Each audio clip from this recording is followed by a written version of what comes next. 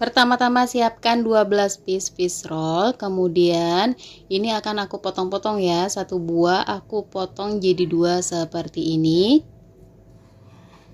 Lakukan berulang sampai selesai.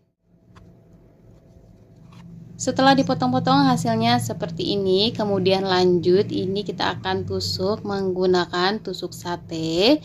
Pelan-pelan aja supaya hasilnya bagus dan si fish rollnya ini tertusuk semua ya.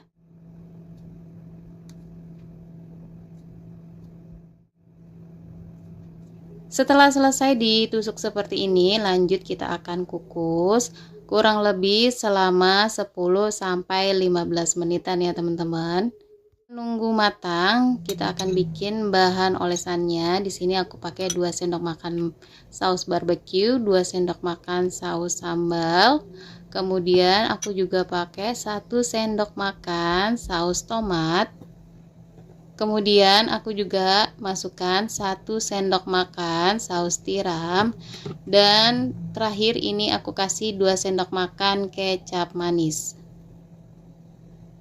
Kemudian aku tambahkan 1 sendok makan margarin yang sudah dicairkan. Nah, ini semua bahan kita akan aduk-aduk sampai tercampur rata. Nah, hasilnya kurang lebih jadi seperti ini. Lanjut kita lihat si fish rollnya, ini sudah matang ya teman-teman. Langsung aja kita angkat, kemudian kita oleskan dengan bumbu yang tadi sudah kita buat ya. Kita olesi secara merata satu persatu seperti ini ya teman-teman. Kalau untuk ide jualan, ini bisa banget diolesinnya secara dadakan ya. Setelah customer beli, ini bisa langsung kita olesi si bumbunya. Jadi nggak usah diolesi semuanya ya teman-teman. Nah, ini udah jadi, hasilnya lumayan banyak ya. Ini ide jualan, modalnya cukup ekonomis banget dan rasanya enak banget ya teman-teman. Ini teman-teman bisa kemas dengan plastik seperti ini, atau bisa juga plastik seperempatan, atau disesuaikan dengan modal yang teman-teman pakai aja untuk kemasannya.